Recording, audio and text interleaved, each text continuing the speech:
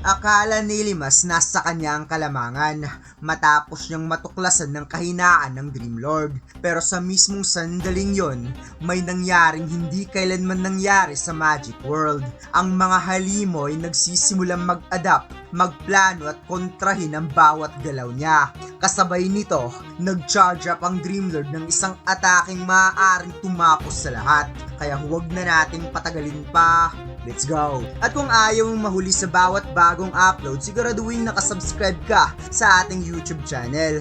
Doon nating unang ina-upload ang mga latest video bago pa sila lumalabas sa FB at TikTok natin. Kaya hit that subscribe button at i-on na rin ang notification bell para lagi kang updated. So without any further ado, let's go!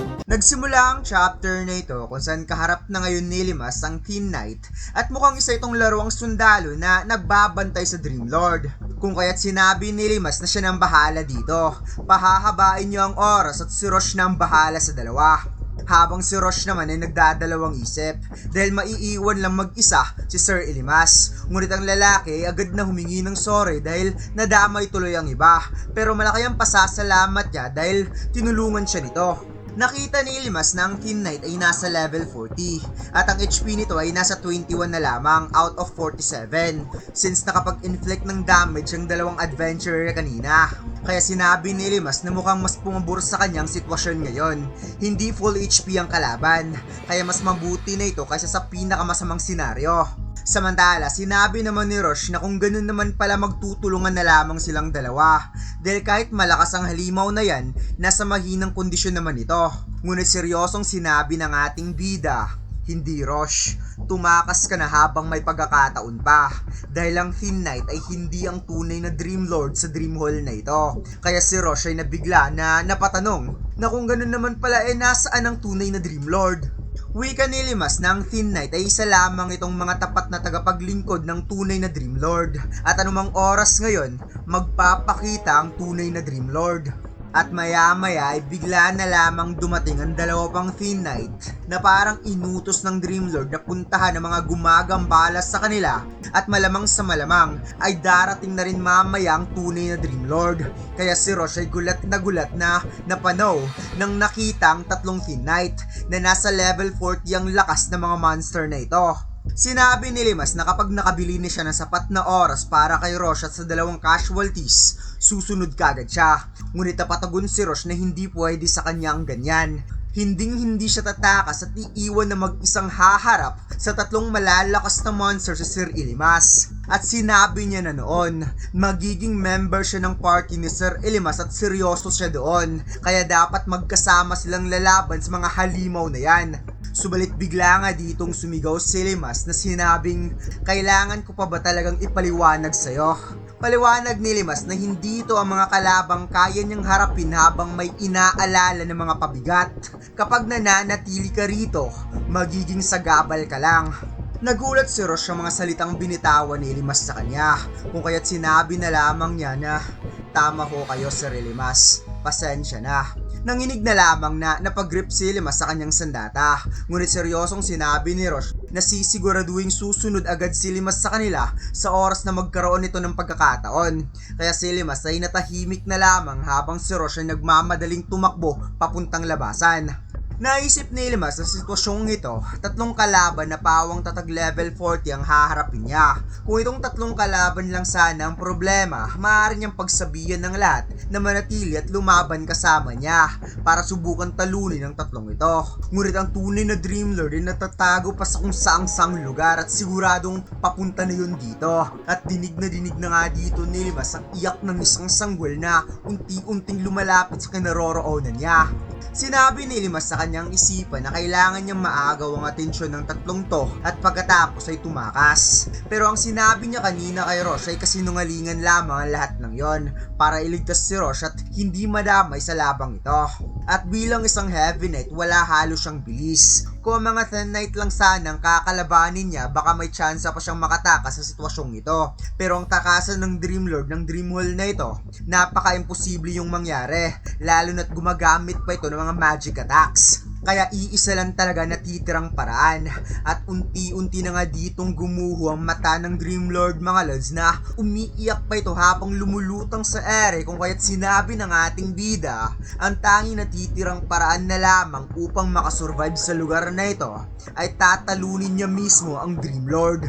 At heto na nga mga lods, lumabas na ang tunay na Dreamlord. Isang monster embryo na parang pinaghalo ng isang sanggol at mala Cyclops na mata nito at sa buntot nitong mala dragon habang yung pusod niya ay sobrang haba pa at hindi pa napuputol.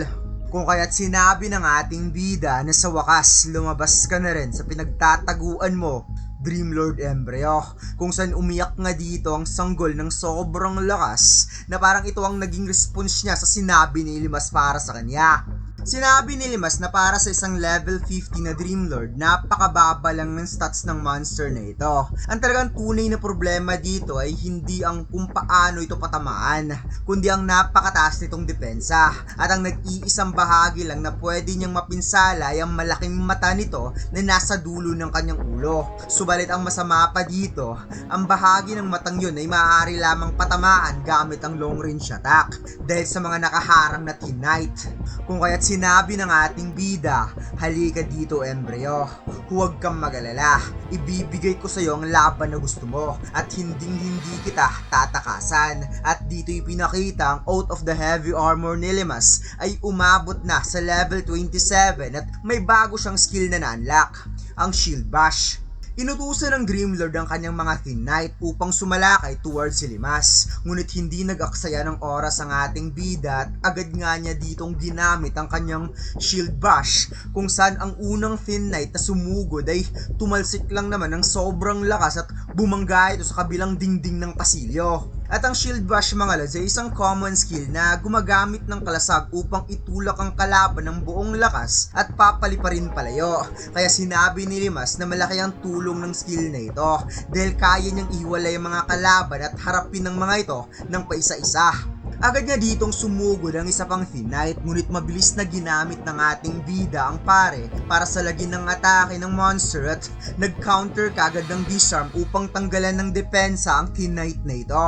At dito ipinakita na magkabilang pinagtutulungan nga dito si Limas mga lads ng dalawang level 40 na monster habang yung isang Teen Knight ay papunta na rin upang tumulong. Ipinaliwanag ni Limas na mga magic attack ng embryo ay Self-Cutter at Thunderstorm, ngunit hindi nito magagamit ang alinman sa dalawang spell na yon kung pati ang mga Teen Knight ay madadamay sa pinsalang gagawin ng Dreamlord sa kanya. Ibig sabihin, may pagkakataon siyang ituon muna ang lahat niyang atensyon para sa mga Teen Knight. Muli na namang ginamit ni Limas ang kanyang disarm, at sa pagkakataong ito, yun na yung pangalawang disarm na na-inflict niya sa monster na yon. At sa sandaling ito, 40 segundo pa lamang ang lumipas mula nung una niyang ginamit ang disarm sa monster na ito. So ibig sabihin, matutugunan niya ang kinakailangang kondisyon para tapusin ang halimaw na ito sa pamamagitan ng paggamit ng Rampart Reflection, kung saan wasak nga dito ang katawan ng Teen Knight mga lods matapos bumangga sa skill ni Limas na parang bumangga ka sa hindi mawawasak na pader, kung kaya't sinabi na lamang ng ating bida na ngayon pa lamang magsisimula ang tunay na bakbakan. Habang minamasdan ni Limas ang napatay niyang Teen Knight, sinabi niya sa kanyang isipan na napatumba niya ng isa. Ngayon dalawa na lamang ang poproblemahin niya. Subalit ang malaking mata ng Dreamlord ay unti-unti nga ditong bumubukas at mas lalong ang umapaw ang magic dust aura na lumulutang sa paligid nito, at bigla na lamang ginamit ang Dreamlord ang kanyang skill na repair at ilang segundo lang ay unti-unti nga ditong inayos ng kanyang magic dust ang mga nawawasak nitong katawan at ibinalik ang mga natanggal na limbs. Kaya si Limas ay napasabi na lamang na as long as ay hindi pa napapatay ang mismong Dreamlord embryo, walang katapusan nitong bubuhayin muli ang mga Teen Knight. However, sa tuwing gumagamit ito ng magic spell, lumalantad naman ang nag-iisa nitong kahinaan, ang kanyang malaking mata.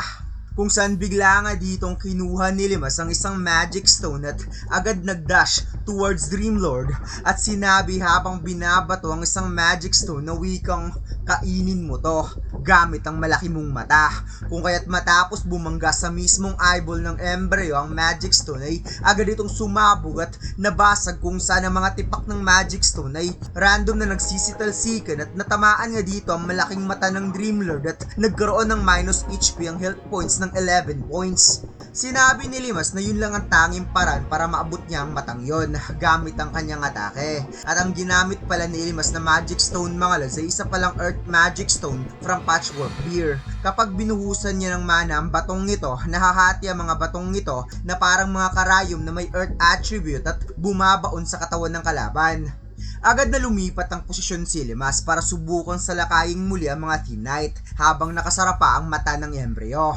Inisip niya na kapag gumamit ngayon ng self-cutter ang embryo, pupwesto kaagad siya sa anino ng mga Thin Knight para makaiwas sa sinag ng pag-atake nito. Pero kapag pumalpak siya at nahuli kahit isang segundo man lang, agad siyang mapapatay sa atake nito.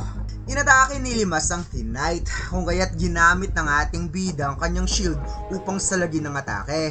At sa moment na yon, isa na namang pagkakataon para gamitin ng ating bida ang kanyang shield bash. Ngunit laking gulat niya dahil bigla na lamang itong umiwas at bahagyang umatras kung kaya't hindi tumama ang kanyang shield sa Thin Knight. Napawat na lamang si Limas nang na-realize na parang sobrang dali naman ata na-adapt ng mga monster na ito ang mga galaw niya. At matapos sumatras ng isa ay bigla na lamang sumugod ang dalawang Thin Knight sa likuran ni Limas na talaga namang ikinagulat ng ating bida dahil natuto kaagad itong mag-teamwork at magkaisa para talunin siya.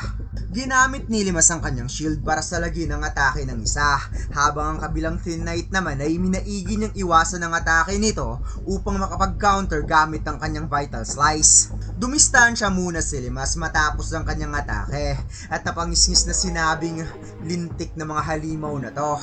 Nagsimula na silang basahin ang mga galaw ko. Sinabi ni Limas na sa game version ng Magic World, hindi kailanman natututo ang mga halimaw sa pattern ng pag-atake ng mga player. Kaya hindi nila ito naaangkop sa paraan ng pakikipaglaban nila ngayon.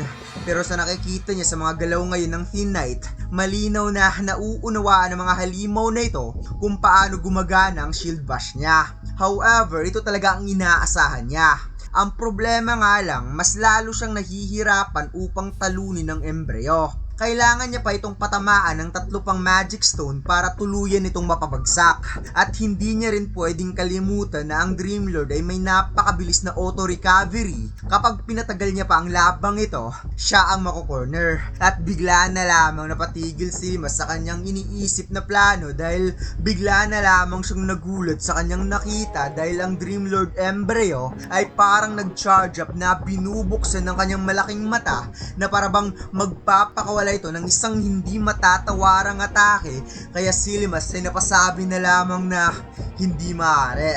Nagbibiro ka ba? Hindi to pwedeng mangyari.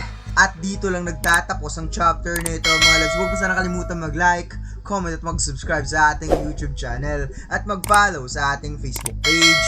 Salamat!